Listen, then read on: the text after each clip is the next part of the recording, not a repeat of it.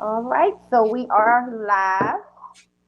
And Cody, say your last name so I make sure I don't butcher it. It's Mulunax. Oh, okay. So I said it right then. Okay. So Cody Mulunax. And we just want to let some people come in for a moment. I have to share this too. Hold on 1 second. Were you off today? Well, just you're never really off. Yeah. Okay. Never really off. Yeah. Okay. Never really off. Yeah. Okay.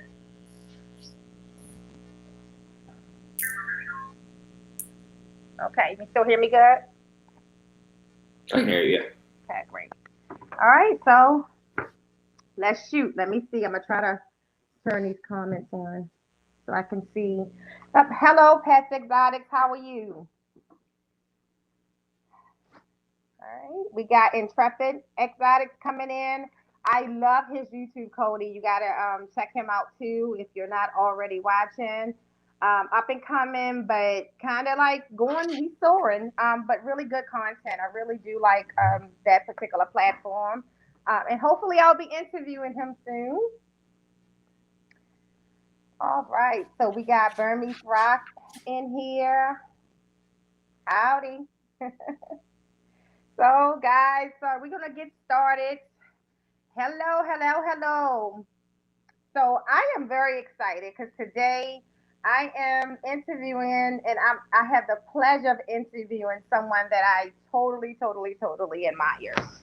And that is the Cody Mulunax. So, Cody is known for being one of the great venomous keepers. Sorry, guys, my whole thing is just shifting. I'm not in my normal place. There we go. Perfect. Um, and I'm gonna ask Cody a lot of questions. For me, I'm excited for this interview. I admire this man. I watch him on his a lot of his lives, and so when he's live, so many people are throwing questions, and of course he's live with a King Cobra, so he has to focus. Today I kind of got him to myself. Godzilla, I got him to myself. So I'm going to ask all the questions. So thank you, Cody, so much for being just so humbly responsive. You were one of the people that I reached out to and you responded right away. And I know you're busy. I know you travel a lot, and I know that you have a lot of reptiles to take care of. So I appreciate it. Thank you. Oh, no problem. All right, let's see. We got Kate Hall in. Kate said, "Hey, Cody." Kate's a cool dude. Yep. I'm in Intrepid Exotics. I'm gonna send you a message to let you know what dates I still have open, so we can definitely do that. Dev is in the house. Hey, Dev. So that's another one who can just, do this venomous thing really well. Appreciate you coming through. Dev was my first guest on my very first podcast. Rightfully so. He is definitely intriguing as well, and a master at what he does. Oh yeah, him and Taco, like they're awesome together. Yes. Oh, Taco is just. I I think she's a corn snake, and he just putting her off as a king cobra. Yes, I think. So Cody, let's start with. I want to talk about where are you from? Bentonville, Arkansas. Okay, and you're in Arkansas still. So you were born and raised Yeah, here. yeah. I born and raised here. I haven't left. Okay, got you. You the only child? Were you the only child growing up? No, so I'm one of nine. Okay. One Yeah, of there's nine of nine. us. I ended up being raised as an only child. Just family issues. Yeah. But my grandma and grandpa raised me when I was little, and kind of raised an only child. But siblings I still talk to. Yeah, lovely. I have my papa was a rolling stone. So I have a lot of siblings as well. Yeah. Fortunately for us, most of us grew up very close. Recently, I actually accepted we all accepted the fact that, one of the sisters that we have that we probably didn't accept sooner, like before my father's death, we accepted her. And it's crazy how, regardless if you were raised together, when you accept that love, how it's like you've always known each other, and we just instantly really, really bonded. And the love is just there. So I always ask about people who love reptiles, like how were they raised? Because it's a spectrum. It's no, it's either we were raised in a household with a lot of siblings and our reptiles was our refuge or kind of like our private space, or we were the only child and our reptiles were the siblings per se. So that's always intriguing. Okay, so before we get into all the snake stuff, tell us about your BMX life. You are a bike rider, a stunt rider, actually. Yeah. So I've been riding BMX since I was like 13. I grew up skateboarding, and then all my friends kind of started playing school sports, getting to football in 7th grade. I didn't want to do that. Okay. And I met this kid with a bicycle, and I rode it and I fell in love. And I've been riding professionally now for almost a year now for a company called Hellion Bikes. And I travel with a couple different stunt show teams, and just do tricks for kids. It's pretty cool being 30 and still riding bikes. How many bones have you broken? 52 or 53. Yeah, around that. So let's talk about. I always talk about what the difference between doing something because somebody wants you to do it, or doing something because you want to try it and then having a passion to do it. Because probably after the second bone break for me, I would have been done. Um, 52 at this point, it's nothing. Hasn't been fun. I broke Yeah. my first bone. I was 6. I was on a dirt bike when I broke it. Then the next bone, I was 9. I was 9, and I ollied off my roof of my house, showing my grandpa. Ended up cracking my tibia. But I've had a few compound fractures where the bones come out of your skin.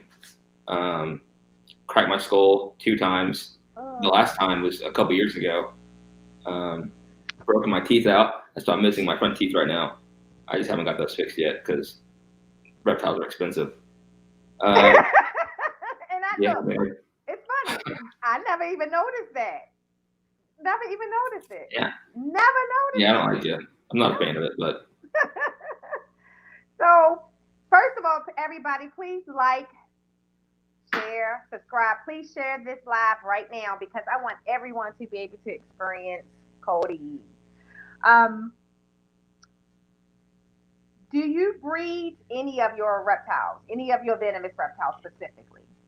um, Or can so you? right now, well, yeah. So right now, I have a pair of black neck spinning cobras. They're breeding right now. They're locked up in the other room. And then I'm getting a trio of these pretty rare snakes that I'm not going to talk about right now. Hmm. But there's not many in the United States, and I'm going to breed those. Hopefully, they'll breed this year. I should have those here shortly. Would they be venomous? Could you say that? Or would Oh yeah, no, oh yeah, they're venomous. Yeah, Okay. they're venomous. Probably no anti-venom in the United States. You don't want to mess with them, but they're super cool and pretty rare. It's a species from Australia. I will say Okay. that. And Australia is really hard to get stuff from. Wow. Yes, a man who put his reptile kids first. Don't we all? Look, we've all been in that situation. It's well, look, in the defense of the reptile, they depend 110% on us, and we don't. They can't communicate, so we kind of have to put their needs first. And the fact Hmm. that there's some life decisions. I'd rather have someone buy me a brand new hide burn python than a Mercedes. So. Yeah. And people ask me that all the time because for holidays, Cody, I always ask my husband for something reptile related. And I just, first of all, we've been married 12 years. I pretty much have everything that I would want. And the only thing I think I can improve upon is my stuff that's reptile related. So he pretty much People like, you don't ever want it. No, I don't want nothing else. He could go out here and Yes. buy a diamond bigger than a refrigerator, and I would rather have a pied burn. Yeah, that's pretty much how I am. I asked for a Cayman for Christmas, and it was not under my tree when I woke up. So Summer did not give me one.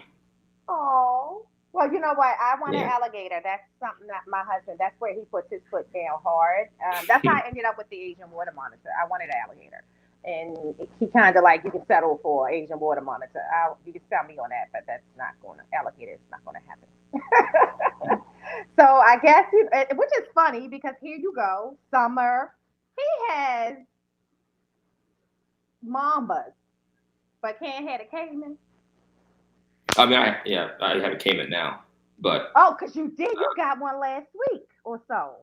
yeah, a couple weeks ago, yeah, I was doing a BMX show in Chattanooga, Tennessee, Okay. and we got there and we were unloading the trailer, and the security guard came out and was like, "You need to go to the next aisle over. That's where your show's at."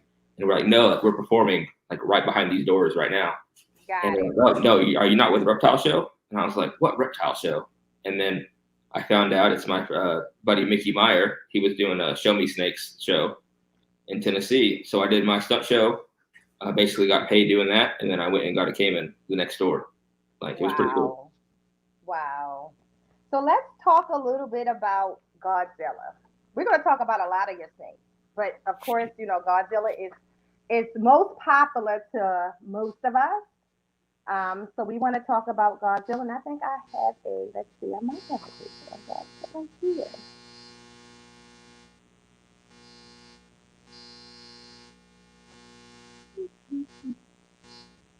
Let me check. I thought I had a picture of Godzilla right here. All right, so I know I have it on my phone. I'm on my iPad. I will definitely share the link to Cody's Instagram so you guys can experience Godzilla. Now, when he has Godzilla out and we're watching it live, Cody, I'm over here like, oh, cringing. And you're so calm at everything he does. And some of the movements are very close. I asked Deb the same thing.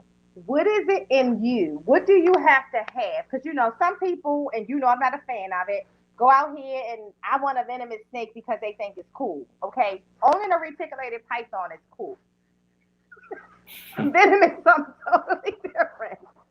So, what do you have to have in you to stay calm when Godzilla, as tall as he is, because that's something else I don't think people realize, that he's actually taller than you, correct? I mean, he's longer than me. He's 12-ish, 12 and a half feet long. So when he stands, he's standing up on half of his body, which is almost your height. Can I you see mean, him if eye to he eye? wanted to, he could. He hadn't hooded up that high to me, but I mean, Okay. he definitely could. Okay. He'll get Thank like you. waist level for the most part. Okay. So when Godzilla turns around and he does his thing, what is it that, especially when he's defensive, not striking, but defensive, what is it that you have in you, or what is it that you're watching that makes you say, I'm okay? Because, like, Nicole would have been the hell out of there and calling somebody to come get Godzilla. What does it take for you to say, I'm okay? Um, so I mean, I've been around king cobras. That was one of like the first venomous snakes when I was mentored when I was younger. Mm-hmm. So over a decade ago, like king cobras were my favorite snake since I was little, and I've just been around them a lot. And I've been able to read their body language, see what they're doing. I'm always like staring at their head, their eyes, trying to figure out what they're thinking, because you can pretty much tell what a king cobra's thinking, like more than almost any other snake in the world. And just their body language, I'm always looking. Being confident in what you're doing is a big thing. Because if you're not confident when a 12-foot king cobra is charging at you, you're gonna get bit. And So, okay, it so can be what very does hurt. that confidence look like? So that's what I'm saying. Like you saying, just be confident. I hear you, Cody. But Yeah, what, I mean, I've been put in a lot where of do you get it? situations. Where do you realize you have that? Okay, so for me, with my reticulated pythons, I'm 110% confident because I had him since baby, right? Godzilla didn't come to you as a baby. So it's like bringing a grown man into your house. You have to learn his ways, so you don't trigger him. For me, my reticulated pythons I raised from babies, so they kind of like my children, and I know just how they move. So I know I'm okay. I know when somebody else is okay. What is it when you get that 12-foot king cobra from Indonesia? I'm just using it because I don't even know where they come from, but Indonesia, and you take him out the box, and it's striking. Like what are you looking for? What is it at that moment? As soon as you open that box, you're looking for.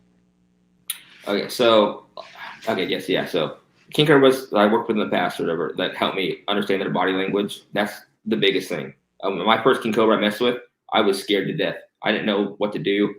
I was scared. Yeah, it's scary. So with Godzilla, pulling him out of the box, I wanted to give him plenty of room to be able to work with him and kind of just see what he's doing because he's thinking that I'm a threat. Coming out of the box, like he thinks I'm a threat. So he was pretty defensive when I first got him. He's calmed down quite a bit now. But yeah, just basically give him a lot of room, let him kind of explore what he can, and realize he's going to be thinking of ways to get out, like not really come at you. He comes at you, right. But a lot of it is to scare you and try to get away for the most part. So it's just I don't know, just giving him room and not being in a cramped up space that would freak him out even more. Okay. And then I have a question in the chat, which is one of the questions I have. Can you explain what is the bite protocol if you get bit by Godzilla? Yeah, 1 second actually. I have it right here. Nope. I keep, I work with King Cobras in here, so if I'm gonna get bit by a King Cobra, it's probably gonna be Godzilla, and it's just easier to access over here. So I run these bite protocols. They're from Joe Pittman. Okay. He does all the work, all the research, and he does it all. And basically, you give this to the hospital as soon as you get bit. It tells you what species it is, where they're from, the type of venom they have, the amount of venom they're probably going to inject in you, and the local side effects, so like what it could do, like what do the doctors look for, there's some numbers you can call too to get a hold of like some doctors that are experienced with this kind of stuff, like Spencer Green. He's probably the doctor that would be called. Basically, it tells what kind of the anti-venom that you would need. Okay. It tells you the doctors like how much they need to administer and how to properly do it.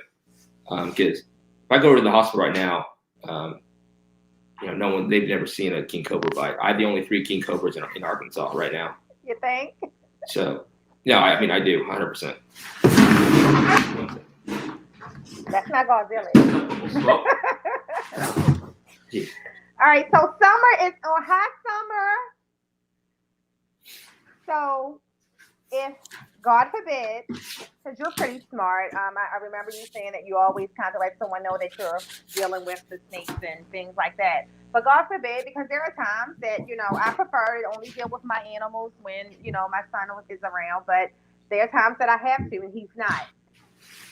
If, God forbid, something happened, if I was to walk in, I'm sure Summer knows the bite protocol just like you do. But let's say if it's not Summer and it's just, somebody who's coming to check on you, would they take that bite protocol book and just take it to the ER or give it to the paramedic if you're not conscious? They should. Okay. The only people I work with, I do occasionally pull snakes out when Summer's not here. It's irresponsible, and I shouldn't do it, but I still do it sometimes. Same with like retics. We have retics, and Summer's really good about her protocols, not pulling a snake out over 6 foot if I'm not home. Just for safety reasons. Not that any of our snakes would ever do that kind of stuff, but most of the time, if I have friends over, I guess I should probably tell them what would possibly happen. But I think I would probably be conscious enough to at least notify someone. I hope. But Okay, so that's another question. I'm telling you, I have a lot of questions. Y'all forgive me. I have questions. Okay. Um, you said long enough. So King Cobra bites. Let's say I know all of them would have different levels of venom. But first of all, a mhm, myth. A myth is that a baby cobra does not have more venom than a adult cobra, correct? Or is that true? absolutely not. Okay. Absolutely, babies do not have more venom, and they don't produce more venom when they bite you. They still regulate their venom how much they want, but a bigger snake is going to put a bigger venom yield in you. Okay. So it's just a myth. I don't know where that came from, but it's not true. Yeah, but you've heard that, right? Because Oh yeah, I've okay. heard so many wild things. Yeah, that's one of Okay. them. I Okay, believed it for the so longest time when I was little. okay. So let's say this. How long what is how long? So they say that if you get bit by a gaboon viper, you're probably not gonna live more than 30 minutes. What is it for a king cobra? If you can't get to a hospital. So probably, I mean, there's that guy in California. He got bit by his king cobra. What 6 years ago, and I Mm-hmm. think he only lasted like 25 or 30 minutes, I believe, something like that. But some people they can last up to an hour, but you pretty much have to go to the hospital and get put on a ventilator almost immediately. Within the first like 30 minutes, you definitely should. So do You'll you start. have anti venom? I do have access to some, yes. Okay. So, because I remember when Tyler got bit by his king cobra, and of course, no one expected that king cobra to bite him because that was his favorite one. And it was really an accident if you watch it. Um, I say I'm on the defense of the king cobra. Um, he was lucky that Tom Crutchfield was nearby with anti venom because otherwise he Hmm. may very well not be here. Yeah, they had 5 vials of expired anti-venom, and then thankfully Venom won. Florida is the best place to get bit by by any kind of venomous snake because they had Venom won, and they had like basically every type of anti-venom you would need. Okay. But we don't have that in Arkansas. There's only like maybe 11 keepers of venomous snakes in Arkansas. So, are you supposed to use expired anti venom? I'm thinking like pills to So I think, expire. I mean, I guess if you have no uh, choice, that's probably the yeah, I better mean, option. so the like typical shelf life was like 5 years, but I think Tyler's was like 4 years expired or 3 years, and I know people that's been bit by monocle cobras, and they if you use like 8 year expired venom or anti venom. So I mean, I think it's just like they have to put a shelf life on it Okay. because like I don't know they have to, but I mean it still works just fine. I mean, I'm sure if you have an option, you're gonna go with the Hmm. let me take a chance on the expired. Let's read some of the comments in here. So we have Gershon is here. Hey Gershon, how are you? Shout out to Gershon and GP Snakes. The man is an angel to me. Thank you so much for all that you've invested in me. Thank you so much. A more pretty say, hey y'all. Dad says, yes sir, I have the binder from Joe. Dad, you better have a binder because if you die, I'm gonna kill you. Summer said, hey Nicole, hey Summer again. So Deb said, I'm getting Taco resexed now that she's older to just be sure she is a she. And if she is a she, when she's old enough to breed, I'll send her to you, Cody. You're not putting Taco in there with No, probably my Indonesian. He's a Sumatran locality, just like Taco is, Godzilla. Okay. and they make And pretty cool at babies. do you have you do have an all white Cobra, but it's not I do. leucistic, is it? It's leucistic, It yes. is It's the leucistic, same thing but as Tyler's Kilo, the exact okay. same kind. So there's not many of those in the United States anyway, right? Or in the world. Uh, no, so there's a lot more than what you think about those. Okay. There's only you're probably thinking of the king cobras, the leucistic king cobras. Okay. Um, yeah, there's not many of those in the world. There's probably 6 or 7, but for as far as leucistic monocle cobras, there's plenty. Well, there's quite a few. Okay. So Cade said, my wife already knows if I get big, call Summer and Cody. Call somebody. Because, yeah. So what does Cade have? He has cobras too? Yeah, so Cade just started getting more into venomous recently. He Okay. just got a gaboon. Gaboons Okay. are so lazy, and I'm not a fan of gaboons. But he's getting into cobras now too. So, I think the King Cobra is beautiful. And what I love about them, like, so watching Godzilla and how he moves, it's kind of like my retics, but they don't do all of that. They're not that animated, but they watch everything that you do. Mm-hmm. So I like that part of a King Cobra. I love that. It's the only part that I don't like. It's the part that I don't think that. So shoot, y'all saw when the little ball python struck at me the other day. I was like, woo! Could you imagine the King Cobra? I've been through it and been gone. But it's the only reason why I'm not into, or I don't think anybody should be into Venom is if they don't have that thing that y'all have, and it's a thing because it takes a first time. Like I was telling Deb, when did you know that you can just go up here and kiss the back of his head? Like when did you know that? So I joked when I first got him because Godzilla has a reputation of being like one of the meanest king cobras in the United States, like without a doubt. Like he was imported in, he got that reputation of just being like the worst one. And I always had jokes that like when I bought him, like when I got him, I was just gonna kiss him like as soon as I got him. So I got him. I went up there on like a Wednesday. Drove to Ohio to pick him up. Brought him back home, and then on Saturday we had some friends come over from Oklahoma because they wanted to see Godzilla in person because seeing a big king cobra is just amazing. And then Sure. I joked about it, and I was like, oh well, I might as well do it. So that's when I kissed him for the first time, and I've kissed him like I don't know 6 or 7 times since then. But it's just a cool rush to do. It's a trick, like a party trick you could do to any cobra for the most part. Wow. But it's cool.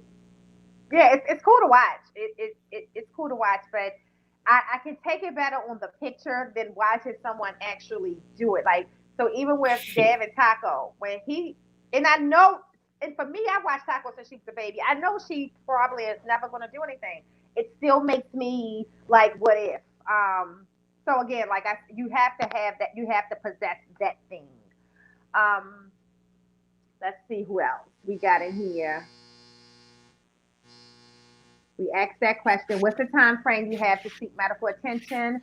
He referenced Raina. Hey, Raina. He referenced someone in California actually expiring probably 20 to 30 minutes after they did not get medical attention. And Traffic Exotic said, if I was a venomous keeper, I would be taking coffee and donuts to the ER staff like 3 times a week. Yeah. Absolutely. Absolutely. Hugh said, how old was Cody when he got his first snake and what was it? I was 7 years old and I got a Texas rat snake. I traded a turtle for it, and the thing was super mean. Like, I'm pretty sure it was a wild caught snake, but he was super mean. It was cool. I loved it. Wow. Okay, when did you get your first cobra? 19. How many years ago was that? You don't have to tell your age. I'm 30 now. Yeah. Okay. I'm 30. 11 years ago. Okay. And when did you get your first venomous, or was your cobra your first venomous? My cobra was my first venomous. It was a Mulunax-Cobra. Okay. Hey, Ted's Exotic. Hey, Vaughn Guiding. Hey, Vaughn is coming up, I believe, on March 5th. I get the pleasure to interview her. She actually, has deposited a lot into my brand, and I definitely want to make sure I bring her on this platform.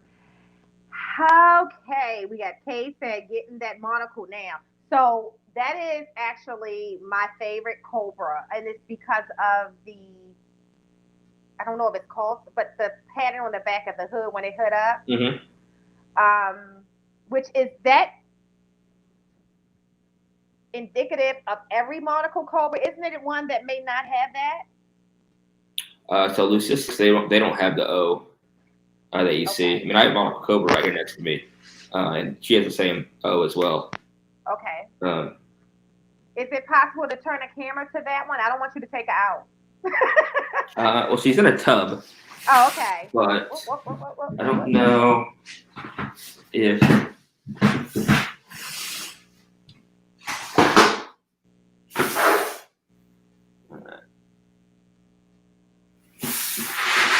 Nope. See, did y'all see that? Y'all see how I quit after the first, and he just still went in? Beautiful, though. Yeah. So, Cody, like right now, you don't have a hook? Yeah, I mean, you should use a hook. I mean, everyone should use a hook. But she doesn't frighten you when she makes that noise. No, it's just Monocle Kind Cobra of like is real loud. breathing. Mm-hmm. Yeah. Okay. People they don't think, they don't keep reticks. They think, they have a respiratory infection or whatever, or they're just, hissing, but it's a retic. Yeah, my husband always thinks the retic is hissing. I'd be like, no, it's just, she was out, she's been exercising, her fat ass can't breathe. Yeah. Yes. Oh, that is beautiful. Thank you for taking her out. All right, now I gotta have a sip of wine. I don't know about my anxiety goes up. And y'all see how calm Cody is, and my anxiety went to like a 200%. So let's see what other questions we have.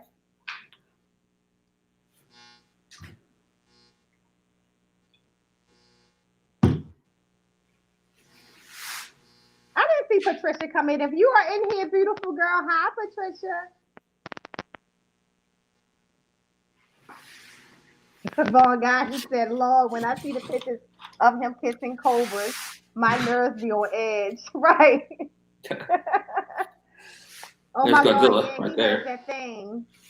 Oh yeah, Raina, he's the man when it comes to king cobras. And what I love about Cody is Cody, what you do that I see, like I would never say to people that everybody can have reticulated pythons. Not necessarily because of it being a big snake, but everything else that goes with it being a big snake. So what you said earlier, I mean, you talked about just like you always preach the responsibility. And I watch you on a lot of comments in the bro group. And you're never condescending, but you remind people when they're asking the question or saying, I'm going to, casually saying I'm getting a cobra, how wonderful you think they are, but the responsibility of them. So if you had to say to someone who looked at you on a video and said, I can do that too, what would you say? I mean, they probably could do it, but it just takes a lot of experience first. And one minor mistake, like it ends your life. Like you could die, immediately. Like you could die. If they want to do it, just go through the proper channels, get a mentor, work with someone else's collection. Don't just jump into it. I support growing the venomous community. Like it's awesome. Like I love, keeping venomous snakes way more than any other type of snake. But if you get bit or you mess up because you rushed in it, you could definitely, affect the community in a negative way. Right. And we don't need that. We don't need that. We don't need that with any reptile right now. It's one of the reasons why I tell people, and not that I have anything against feeding videos. I love feeding videos. I watch them all. But particularly with my reticulated pythons, I don't do feeding videos. I did one video that showed you, how I offer the food, but you don't watch them attack it, swallow it, and stuff like that. And the reason why I don't is it makes people forgetting the fact that they have to eat, just like we eat a grilled chicken sandwich. You know what I mean? It makes people think that our animals are some type of just hunting cannibalistic animal, and that's not. they're opportunistic, but they're not cannibalistic. They eat because I have to, no different than you might feed a reticulated python more than you feed other snakes because the reticulated python has to eat more. Especially if they exude that energy like mine. Like they roam the house, so they are exercising. So they're gonna have to eat more than the rest of my reptiles who are not that active. Um, Questions. Q said, I'm not going to lie. I pray literally every time I watch Cody with Godzilla. It scares me. Q said, dope. My first snake was a red snake as well. All right. Oh, there's Patricia. Snake Cinema said, Cody, will you ever do tours of your facility? My dream is to photograph a king cobra and leucistic monocle cobra. Yeah, so I've kind of mentioned it before in the bro group. We just got some land, me and Summer did, so we're going to start building a bigger facility for all of our snakes. We keep a variety of things, and we want to give our snakes really big, like walk-in enclosures. Like, I want to give Godzilla. He's 12 foot, 12 and a half inch or whatever. He's an 8 foot by 4 foot by 3 foot enclosure, and like a lot of people keep their snakes in that, which it's fine, keep them however you want. But I want him to be, in a big like 16 foot, like just a lot bigger kind of setup. And I know like Summer, her passion is retics, and she wants to give our retics like big enclosure where they can climb and have like some trees that are inside where they can just climb and just be retics. And because in the wild you see those snakes, in the wild or in the trees hunting too, you'll see like a big like 18-foot retic in the trees, which is you don't see that in captivity. They're kept in 8 foot by 30-inch enclosures, and which is it's kind of what we keep ours in now. And we know that they're too small. Right, we just want to be better. A retic shouldn't be in that kind of stuff. That's how I kept them for years.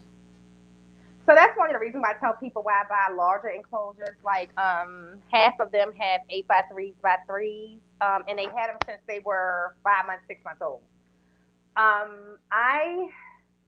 My goal is I love Maryland. My grandkids are here, but and if the opportunity arises in Maryland to do it, I would like to have definitely a bigger home, which pretty much we have a lot of space here, but I want what like Summer wants. I want to be able to build on land and literally have 16-foot, 20-foot enclosures for each individual retic. Kind of similar to what my husband did for the Asian water monitor. I want my retics to have that same exact experience. So, we have plans, and initially I wanted to go to North Carolina. That's where my dad is buried, and that's where I spent a lot of my time as a child, and a lot of my family is there. But I think the goal is probably going to be eventually Texas for us, and I want to buy farmland in Texas, and that's what we plan to do. I think you're totally right. Yes, they can live in here in these enclosures forever, but if you can give them more, and that's what I say to everybody, if you can give them more, give them more, There's nothing wrong with that. Like, you don't have to give any animal the bare minimum. I remember people saying that when my retic was 5 months old, putting them in an 8 foot, it was going to make them stop eating. I don't have not one that stopped eating. Now, I made sure that it was covered the way it should be, but you can see them excited about being able to roam and climb more than they, were able to when they were in the quarantine tub. So you're absolutely right about that. And especially like something like a king cobra, the intelligence it has, in order for it to, I guess, continue to mentally stimulate its mind, it has to be able to have that type of environment. Let's see. Intrepid Exotics, I will place the link to Cody's Instagram in the description and comments of this podcast at the end. Definitely check him out.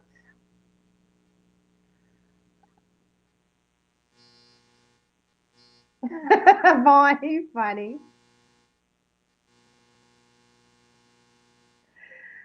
Okay. Let's see.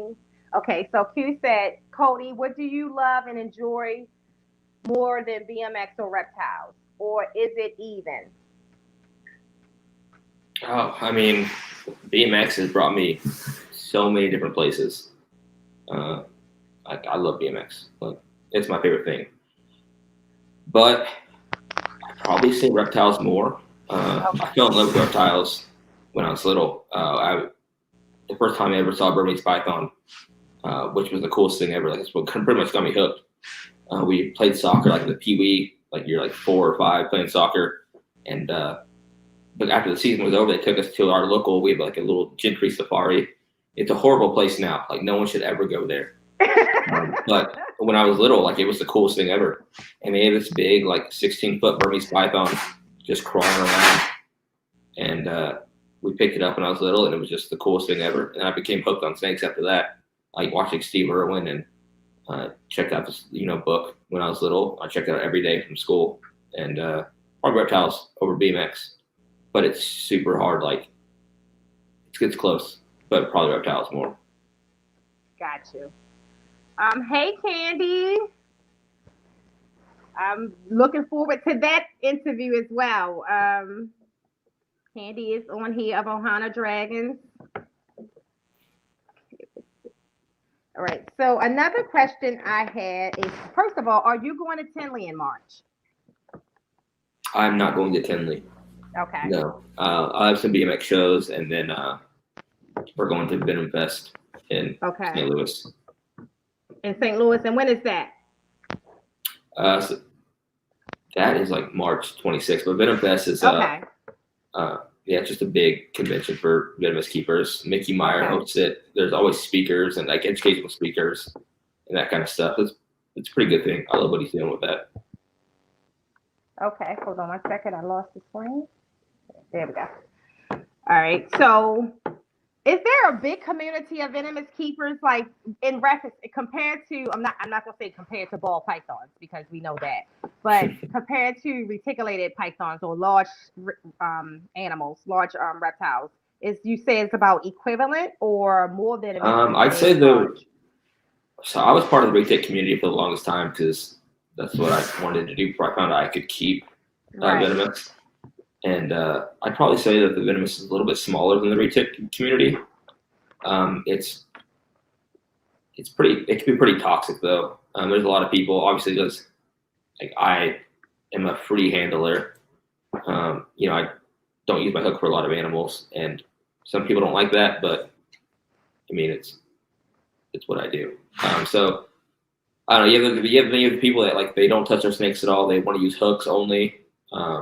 Like they don't even like hook and tail. They just want to use hooks, or they just want to leave the snakes alone and feed them that way. It's just one bite from if someone messes up from a venomous snake, it could be your life or a pretty good ban.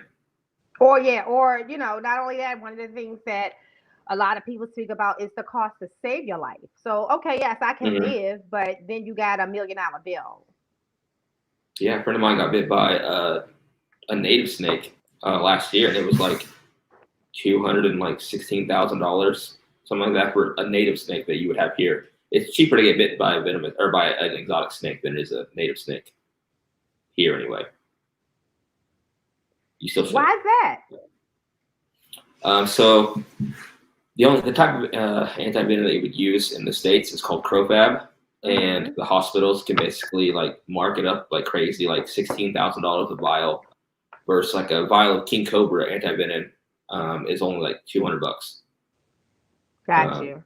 Some vials for certain type of snakes are $80, and then some are probably the most expensive is like maybe like $3,000 a vial for like exotic stuff. But it's way cheaper than what the hospitals charge for crofab. Wow. Yes, Candy, I called you out. We shall talk. What's your favorite reptile expo? Cody and Nicole, and that's what QX. So my favorite one I've ever been to was NARBC Arlington in like 2010-ish or whatever. That was my favorite one. I think the whole like community like back then was just way better than what it is now. And like reptile keeping was awesome back then. Yeah, I mean, I went to a reptile show in Arlington. It was years ago, and it doesn't appear to be like it is now. I think that one of the things I love about this community, and one of the things I'm excited about Tinley, is to just meet so many of the people that I interact with daily, and the people that I follow on YouTube and things like that. My best local reptile show used to be Hamburg, but now it's Oaks. I really did enjoy the Oaks reptile show. I was not expecting. First of all, I thought they had the was amazed at the enclosures that they actually had present, and the cost of them. I thought it was just definitely bigger than Hamburg. I like having much more space during COVID because that's why I haven't been. My husband and I travel a lot before COVID, and Tinley is going to be the first time other than work that I'm actually getting on a plane. And I told my husband we had to. The only way I was going to do it is if they had the first seat in first class, because I can't get past the being next to people like that close. But you gotta live. I think at this particular point, we've all been so shut in that you still have to live, and I get that. But just being on a plane and just thinking of what's focusing on the air, it's not enough alcohol to relax me. So, Cody, you also have mambas. So, was it taipans? No, you have mambas. No, I have a green mamba. Okay. So the Venom Protocol, you have one of those for the green mamba too, or you have to have one for each particular snake, or just venomous in particular? So I have buy protocols for every type of venomous snake that we have, and then I have a little USB drive as well that has all of them as well. And when I get more snakes, I'll print them off on the USB drive, so I'll have like a paper copy as well. But I pretty much have every bite protocol for any type of snake I would possibly get in the future. Venomous snake compared to high-end reticulated pythons or ball pythons, are they more expensive, or you would say that the ball python or the python in general is more expensive than purchasing a venomous? So venomous snakes can be super cheap. You can get a monocle cobra for like $300. You can get a king cobra from $1,000 to $3,000. I have a bushmaster, and those go for like $4,000. That's like one of like my favorite. That's like the retics, like your high-end retics. I mean, that's or your medium. Almost that's kind of cheap now with retics. Like $4,000 for a retic now. Like, I mean, I remember when pieds came out and they were $76,000 from ballpark. And now you can get a pied for $3,000. So that's the whole story of me getting my pied. So when I first started looking to retics, oh my God, it was like 15 years ago, and the pieds were kind of new.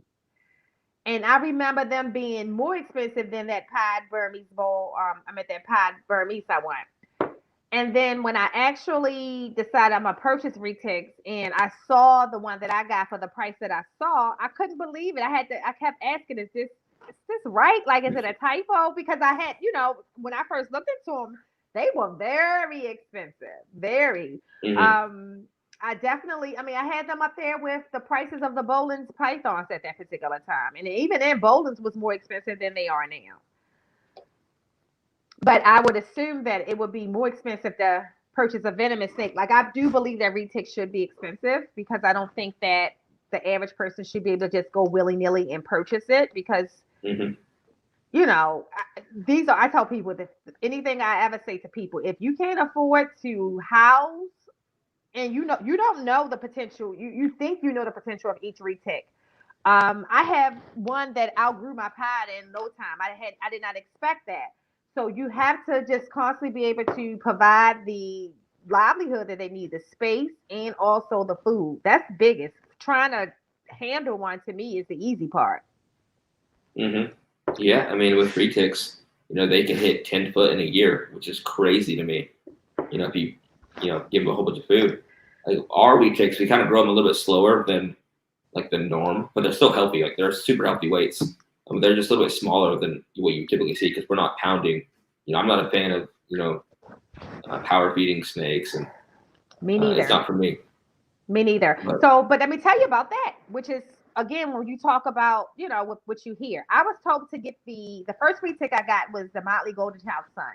Get something with Golden Child because it's going to be dwarf blood and it's going to grow slow. That girl grew faster than the mainlands I have in 1 year. The only mainland I have that caught up with her was the Motley Mochino, but she was 10 feet before it was a year. And I don't power feed. She ate once a week. They just went on rabbits a few months ago, and just naturally she's outgrowing everybody. And then my Motley Tiger, same thing, outgrowing everybody.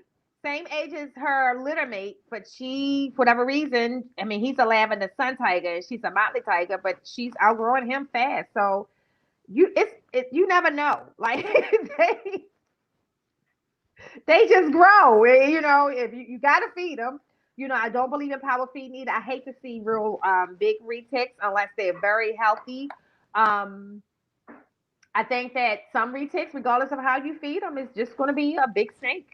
So, all right. So Q said, Cody, who was your largest inspiration in the reptile community outside of Steve Irwin? Because everyone wanted to be Steve Irwin, right? Or the crocodile hunter. Yeah. Turtle Man. I don't know. Yeah, I don't know. I mean, obviously, like Steve Irwin, he was the coolest dude in the world. Like, still is. I don't know. When I was little, like I just always like pretended like go outside. I would be Steve Irwin or Jeff Corwin. Basically people had the Animal Planet TV shows. Once I started like researching, okay, so I don't like admitting this, but when I was like 17, 18, I discovered YouTube and Reptiles. I was a huge Brian Barczyk fan, and I was a fanboy. And Prehistoric Pets. I watched Prehistoric Pets every single day, like every episode that Jay had posted. I'm not a fan of them now, but like I want to be the biggest retic person. Like that was my goal. Like retics were the coolest things ever.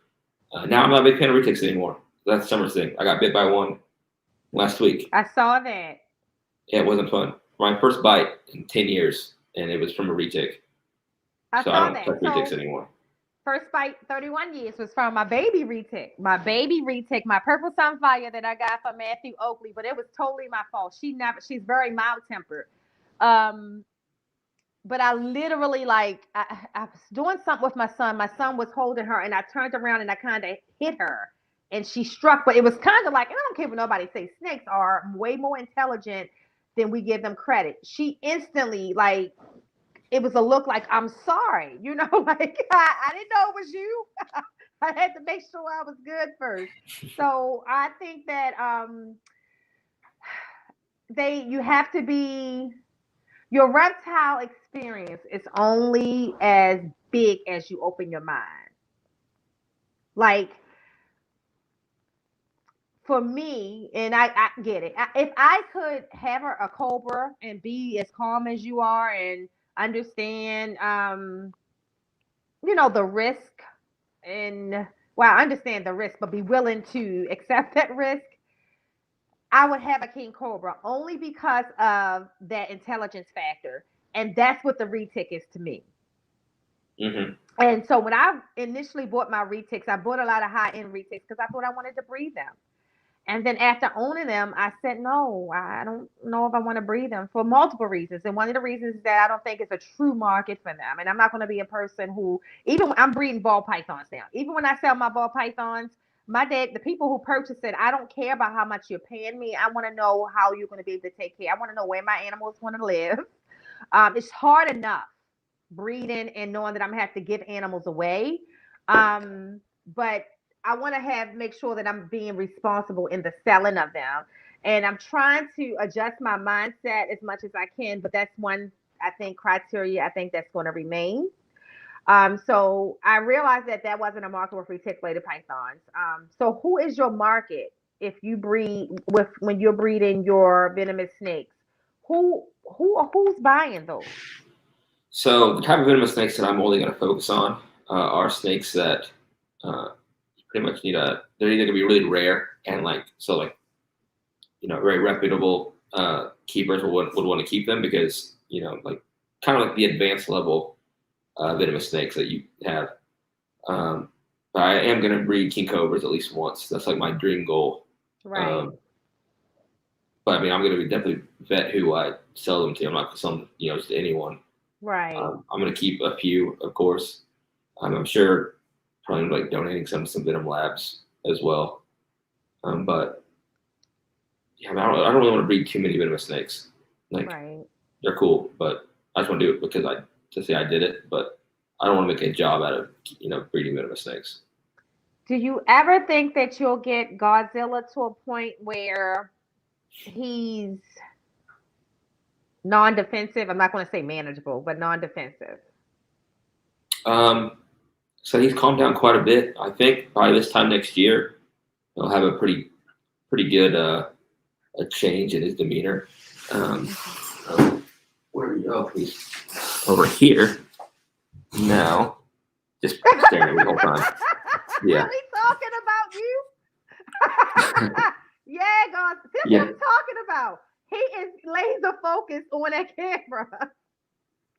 Yeah, that's pretty much what he does all the time. Dope.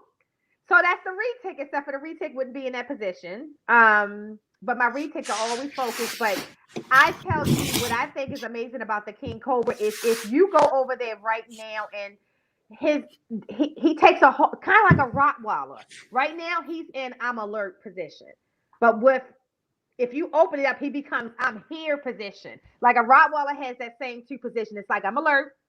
Oh, but now, it's in a pull that whole hind leg and everything up.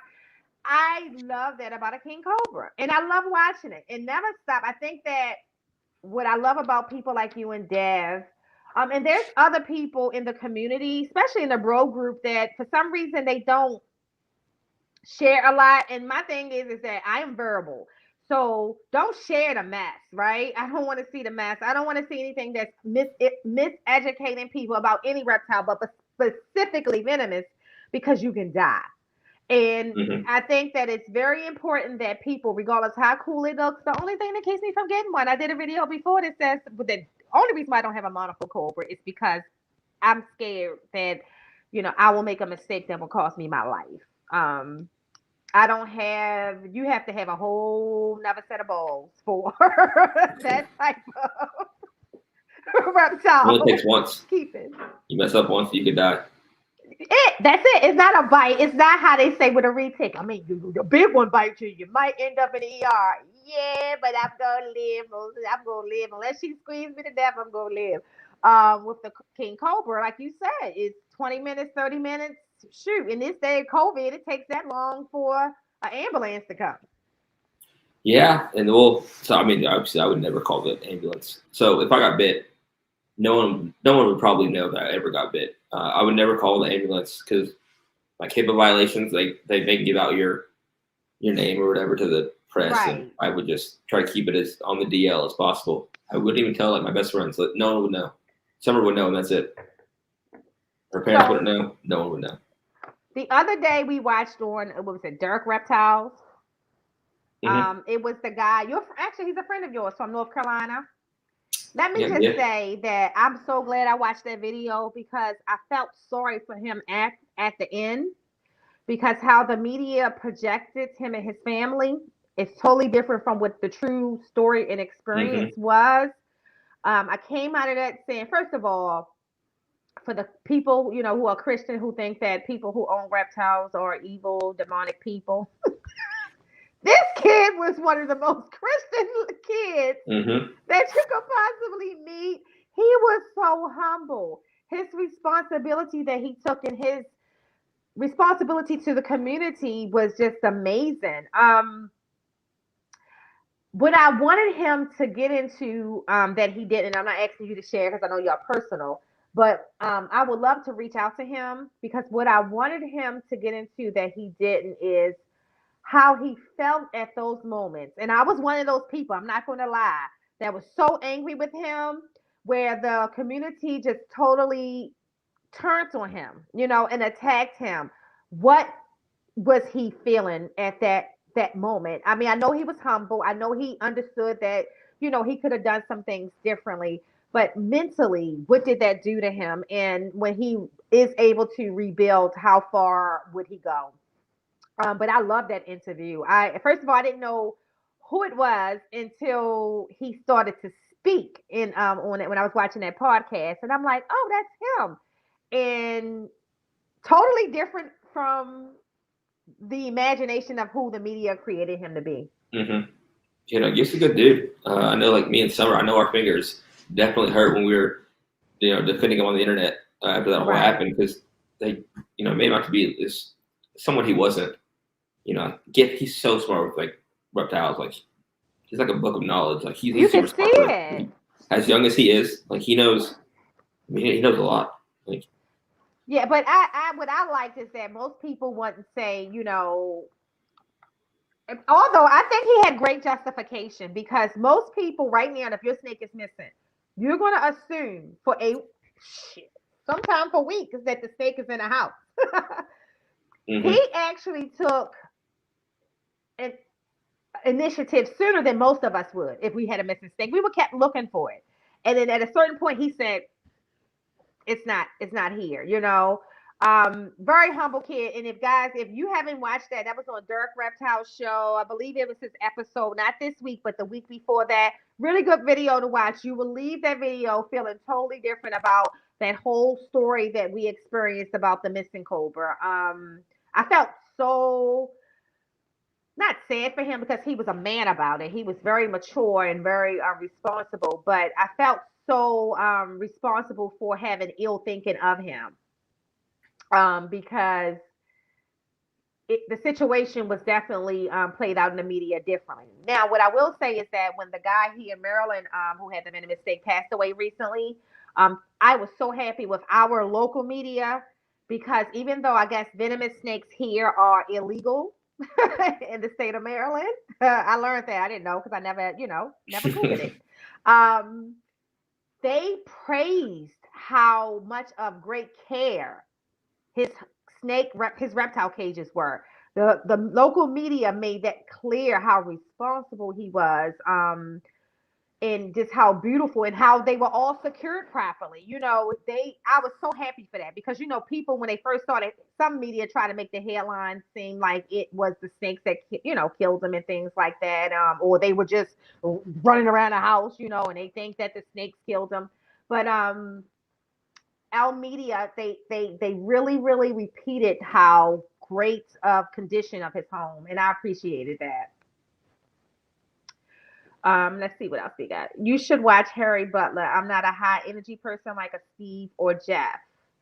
Harry Butler, please, if you have an Instagram, can you please put it right here in the chat? Because definitely I would love to. Love to follow, love to check you out, and maybe even bring you on the show. For sure. Let's see. Okay, so I think that's all the questions that's in the chat. If anybody have any more questions for Cody, please put them at the bottom. I have taken up my hour with Cody, but please take 5 minutes to ask any more additional questions.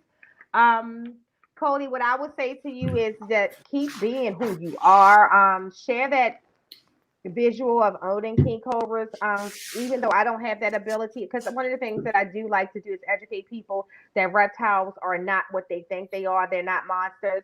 So when I watch you, I always say, when people look at me with my retics, I assume that's how they feel when I'm watching you with the king cobra. So I try to be sensitive to some of the crazy questions I get.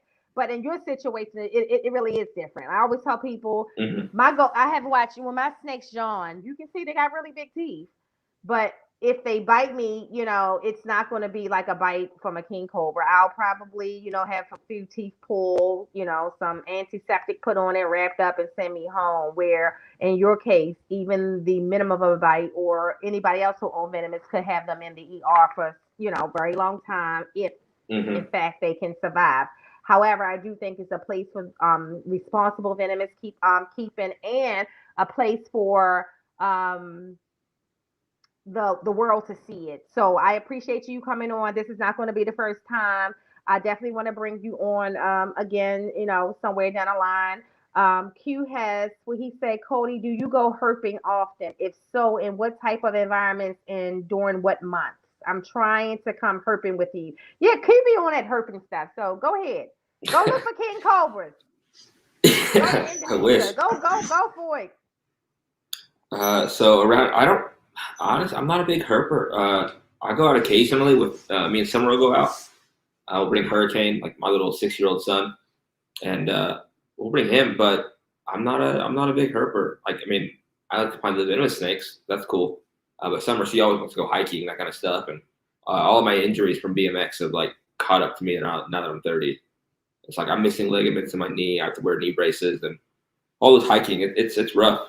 Wow. But we're planning on going up to Pennsylvania again later this year. That's where I met Q last year at the Hamburg show.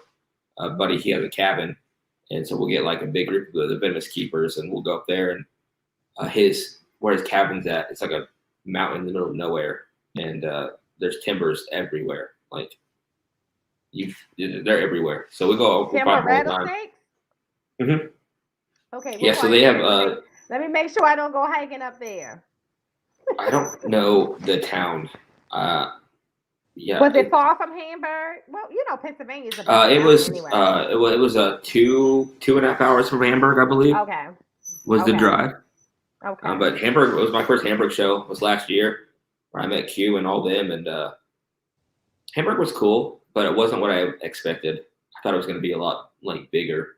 And there was tons of people so there. Oaks was a lot bigger. So I'm a big Hamburg fan, but I was amazed. I had no idea. I was going to Oaks because I had to. My breeder was going to be there, my feeder, and I was picking up some ball pythons from him. I went in there and I lost my mind. I ran into Cam in there and a couple other Alan Harmon, a couple other bro members, and ended up kicking it and really had a good day out there. Definitely way bigger to me than Hamburg, but with the same animals. You still had venomous at Oaks, and I thought that was because I like looking at the Gaboon Viper. If there was a venomous that I could own, it would be a Gaboon Viper. The Cobra would have me too much on my nerves would be so bad. He'd get me on the first try. He's like, Gaboons are no joke. I'm not a Gaboon Viper fan, but we have a Gaboon, but I don't know. I thought so. It probably was. Probably striking up the glass. He's such a I don't know. All my King Cobras, they're so like I have 3. Like I have one that's really small, like real spunky, but he's nowhere near like Godzilla. And then I have another one. It's almost as chill as Taco is, and super boring King Cobra. Like it's Summer's favorite because she can work with him, no problem. Then I have Godzilla, who's just a nightmare, but so much fun. Yeah, you enjoy it, and I enjoy watching it, so don't stop. It's just that I swear I'll be all unnerved. But last question before we go. Your son, does he, I know you don't allow him to, handle all the venomous, but is there any venomous snake that you have educated him enough to handle, or you would never let him? Because he's 6, we've tailed a snake together. Like he's had a hook in his hand, and like I've helped him tail a snake. A cobra. But he'll feed some cobras. We have some really long tongs. He'll help me feed some snakes, obviously with my supervision, of course. Feed some rattlesnakes. He can name every snake we have for the most part. He did tell a teacher one day or not tell a teacher, but he told one of his students in this class that was being mean to him that I was going to bring my King Cobra to school to bite him one time. So we had to explain to him that you can't just tell people that. Well, did they even believe him? They're probably like, well, you ain't got no King Cobra. Yeah, so a lot of, because he talked about, King Cobras are like his life now. Like all these venomous snakes. Forest Cobra is one of his favorite snakes. The Bushmaster, he loves Bushmaster. And then some crocodilians and stuff. And the teachers, we had to explain to the teacher, he's not lying. Like he's not 6-year-old. Like, Right. he has these things at his house. Right. So he was able to do show and tell yesterday because it's snowing right now, and so they did virtual school from home. They did the show and tell yesterday, and he showed one of his animals yesterday, and all the kids and the teachers couldn't believe it. It was pretty cool. So my granddaughter told, she goes back to school on a Monday, and she tells her class that she was swimming with the Asian water monitor, and her teacher, just like Asian water monitor, she asked my daughter, Skylar keep talking about she's swimming with an Asian water monitor, and my daughter was like, "Yeah, my mother has everything." So the teacher thought she was, like, is everything okay? Yes, and she loves to. That's her first. Other than Pearl, my Burmese python is her favorite. She loves to go swimming with Pearl. Candy said my son told a bully the retic was going to eat him. Yeah, I love just Yeah. like hearing like the kids' conversations with things. It's one of my favorite things. Just listen and hear them talk to other kids. Right. Yeah, that's what I love about my granddaughter, and the fact that she's just so. One day she went to school and she asked for a snake book in the library, and her mother sent me the picture. I was just like, my job is done. My job is done. My grandbaby is going to just go all the way with the reptiles. Her mother always loved ball pythons, had her own ball pythons, but Skylar is different. Like, you'll see her holding my tegu. She's not as scared of them. She's not scared of the water monitor. She's not scared of even the larger, the 12-foot retic. She's not afraid of them. I'm not putting the 12-foot retic on my granddaughter. I'm not saying that others shouldn't, because you know your animals. I know my animals, but that's just not the risk I want to take, because Hmm. if something happened, I can't just pick them up right off of her. I'm gonna have to kill a snake, and I don't want to have to do that, because it becomes. Let me tell you, that's the one thing that I know I love more than my reptiles is my grandchildren, no doubt. No doubt. Anybody else, it might be circumstantial. might, Yeah, might have to think this one out. like we'll be doing a lot more like crocodilians in the future, the future facility, and I mean a lot of these animals like could outlive me. So Hurricane, he's got to learn how to handle all this stuff because he's gonna take him over eventually. I hope anyway. Yep. But So they said, my turtles, for example, I always tell people, you have to will your animals. And this is something I'm going to talk about when we have John's memorial, because it was something that we talked about with John, honestly, me and Melody very specifically, which Melody Patterson will be here on next week. Next week. So I'm very excited to interview her and listen to her gorgeous, sweet accent for 1 hour. So please, guys, make sure that you check her out. Just a humble soul. I am a girl who has best friends as males. So when I really like Klingons, or let's say associate with a female, you got to be a very special woman. So for women who I do, admire and look up to, like Melody, I do. I really respect her. I think she's the sweetest person. I love her spirit. She shared some special or hard times with me with my reptiles that I didn't even know her uh that well, that showed me, just the person she is. So I'm actually very, very excited to have her on, and Melody will be on next week. And that will be excited so she can talk about her reptile journey. And she's done some amazing things in the last year as well that I would love to hear her share. She recently had a birthday, so shout out to her. Happy birthday, Melody Patterson. I believe it was yesterday. So yeah. Let's see. Yeah, Candy, all John. I'm actually going to be reaching out to you for that memorial tribute we're going to do. It's going to be fun. We don't want to make it sad. I don't want to make it sad, but I want the people that he communicated with a lot to be able to come on and share, what they meant to him. So you're definitely one of the people that I'll be reaching out to for that. And even if you're at work, if you can just slide through for just 2 minutes, I would appreciate it, love. All right. And so that was it for me, Cody. I want to say, first of all, thank you. Continue to be amazing. Thank you for what you contribute, in all honesty, to the reptile community when it comes to venomous snakes. You are very candid about the perspective of keeping. I do love that you tell the truth. For years, people made me afraid of owning reticulated pythons, and I'm so angry that I didn't start to keep them earlier. Um, And I think what you said earlier is exactly what people need to know. Yes, you can own a King Cobra. Yes, it's important that you have a mentor. My mentor for Reticulated Python was a guy who used to be in the group named Randy Wright. And I mean, even down to the first day that I took her out the box, showing me how, to watch her body language. Of course, Kevin McCurley, many mentors for me. In the group, Christian Ja, I watched him and his wife for a while, Marquindra, which was she used to be in the group. She had several big reticulated pythons. Mm-hmm. So I think that it's important for people to show that any animal you want to own, it's feasible in most cases, because there are some animals that you just shouldn't own. And that it's a responsibility of you to be educated, know how to take care of them for the lifetime, and we're going to talk more about, making sure that if something shall happen to you, that someone is there to take care of the animal for the lifetime, or know who to put that animal in proper care. So, that's important. I know for me, my husband is not a reptile person, but I have nephews who love lizards, and so all of my water monitors and my tegus will go to him. I have my son who loves my snakes. Whichever ones he want to keep, he can keep, and everything else, I want to make sure that my husband makes sure that they are properly placed with people who can take care of them. And like I tell him, he has a list of some that has to be sold. Some you cannot give away. I pay a lot of money for some of these. Some of these need a price tag, son.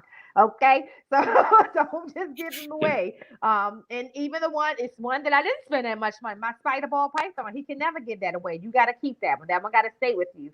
So we talk about stuff like that because that's important to me. I don't ever want to be suffering in a hospital, or if something should happen instantly and not know that, or I mean, when I'm dead, but still, it gives me Mm-hmm. comfort to know that if I'm suffering, let's say, for instance, if it's something that's taking me out of here and I know I'm dying, that my animals are well taken care of.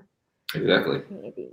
Deb says, Cody, is there a reptile that puts fear in your eyes and heart, Cody?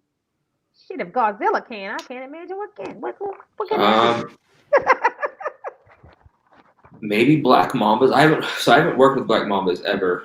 Mambas actually was my first time working with them was this year. So when I was younger, my first mentor, I could handle anything I wanted. Like anything he owns, like I could touch it, I could do whatever I wanted with it, except for the mambas. So like mambas always had like you shouldn't ever own mambas, and I was like, but I wanted one because I was told I couldn't get one basically. And so I bought my green mamba, and I know why people shouldn't own mambas, because they're so fast, like they're just, and they're super boreal, so they will come up the hooks. I use the hook on my mamba, like it's one of the few snakes that I use the hook for everything on. I still hook and tail, but like it'll shoot up the hook at you like super fast. I opened up the enclosure like the second week I had her to do some maintenance. I was gonna pull her out. I opened it up, and she shot past my head, and like her like body like grazed my ear, and she went like into the stack of cages behind me, and I was like, I didn't even see it happen. It happened so fast, but they're fun. Like they're super fun. So now we're gonna get a pair of black mambas because I want some. But that's probably it's probably one of the scariest snakes that like mambas are just in general just. Yeah, see, you got They're pretty scary. With summer for life. I mean, it's nobody else entering in that. Like, it's hard enough to get people to love reptiles, but when you start talking about, I got a whole room of venomous, you take a different type of. There you, Summer. Yeah, Summer was she was really scared of snakes. When I first met her, she was terrified of snakes, and I bought her a reticulated python for her first snake. Because like obviously like I've kept them for years, and I'm not gonna keep. I'm gonna keep non-venomous. It's gonna be gray anacondas or retics because nothing else really like catches my eye. So I got her a retic, and that was her favorite snake in the world. And now she has like 600 and some thousand followers on TikTok, showing our snakes.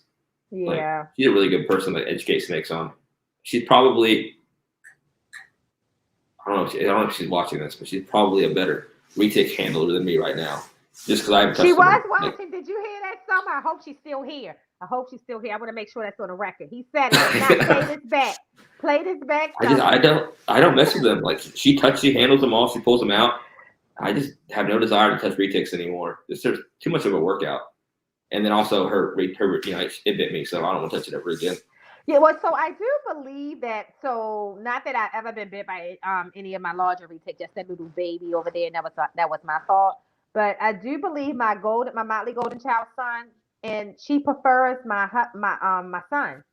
So there are times, and I swear to God, I wish I could catch it on video, that I'll come down here and open up the enclosure, and she literally would turn like, and my son can come 5 minutes behind me, and she comes straight out to him, climb all up on him and everything. And I'm like, that is weird, because for the longest time, up until June of last year, no one handled her but me. But when I had my surgery, my son stepped up, and he was the one who was handling her. And somewhere she fell in love with him. And it's not, let me tell you, she knows it's him. Like, it's evident.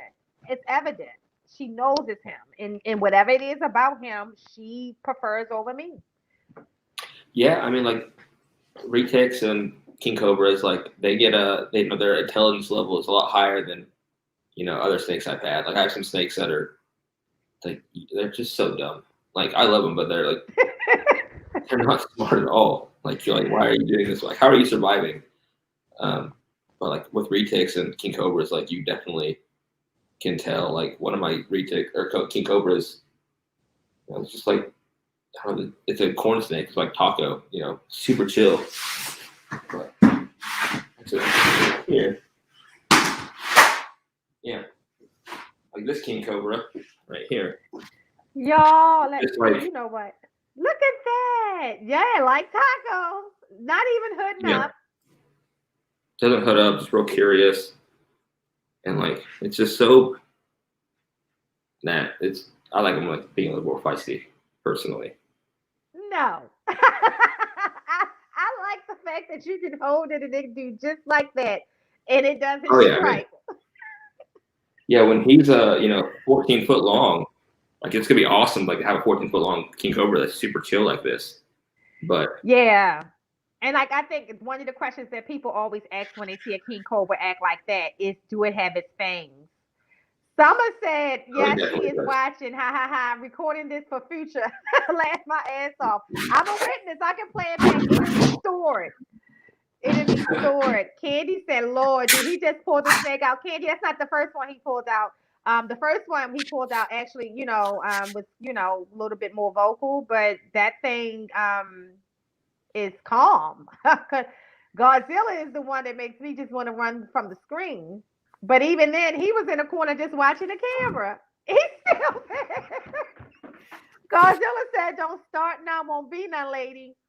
Yeah. I'm just letting you know. I can see you. That is dope, though. And he has been in that same position the entire time. Dope. All right, guys. I'm gonna let Cody go. It's supposed to be an hour. I took an hour and almost 30 minutes of your time. I appreciate it. I'm not surprised though, because I knew that I would be excited. But this is going to be the very last question. And we talk, how many times have you been bitten, and by what?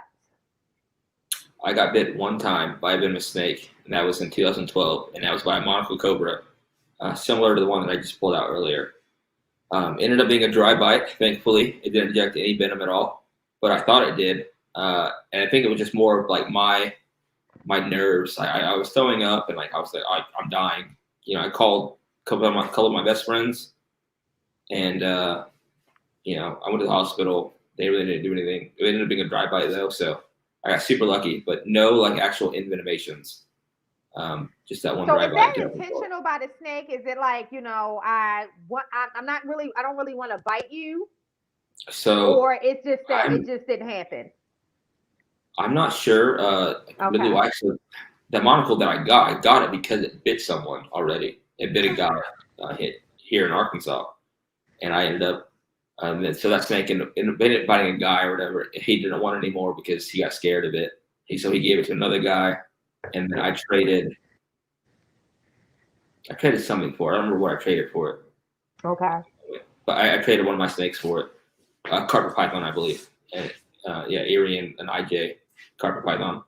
And I got it. And it was just, it was a mistake on my part. 100% avoidable. Like, it was my first venomous snake, and I just made too many mistakes, and I was young, and before I could properly read body language, that kind of stuff, and I'm getting bit, and but didn't put any venom in me, which I was super surprised. So how did you know that though? Did you go to the hospital and they said, or how did you know? I went to the hospital.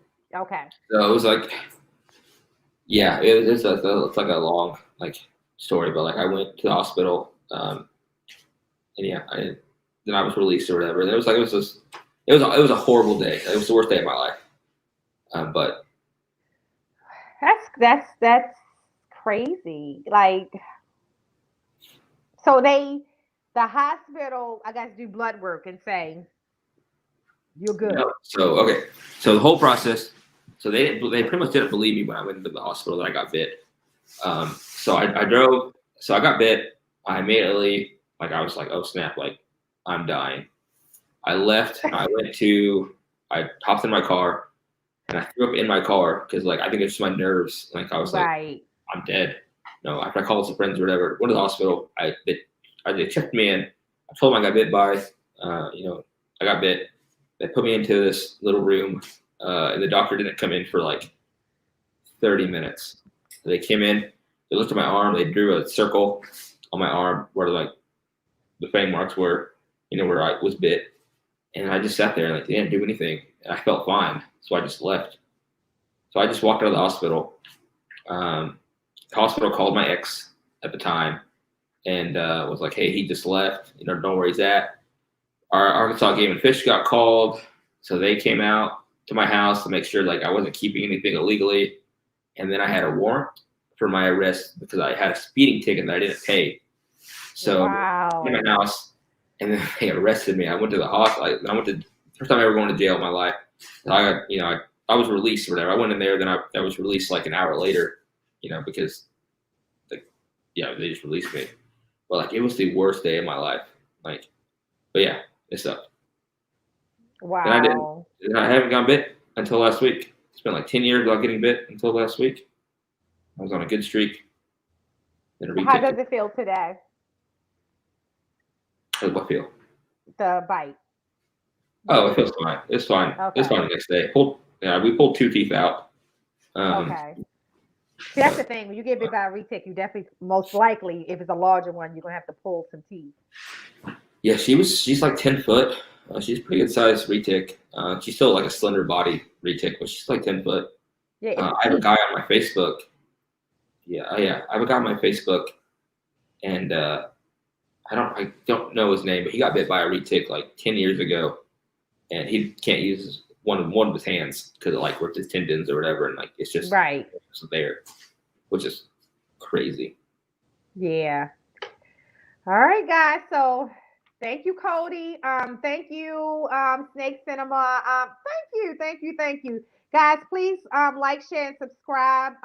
Again, we have plenty great episodes coming up. Next week is going to be Melody Patterson from Patterson Ball Pythons and Reptiles. And I enjoy doing this cast, and I'm gonna definitely gonna have some people who are extremely popular, people who like Cody, who was just masterful in the game, and that we recognize, and people that we don't. I want to make sure that we are staying unified in this reptile community. With that being said, I'm going to remind every single body that you need to make sure that you register to USART. If you own a reptile, you should be a member. That's just my thoughts. It's kind of like the vaccination, can't make you do it. But if you own a reptile, you should be a member. Thank you all for tuning in. Cody, this has been so exciting for me. Definitely one that I'll probably play back a couple times. I admire what you do. I definitely don't think it's for the faint of heart, but there's a place in the world for king cobras and other venomous snakes, and particularly the education of them, so people don't fear them like they fear any other snake. So I've learned a lot from you. You definitely eased my mind some, and kind of encouraged me to look out and look more into.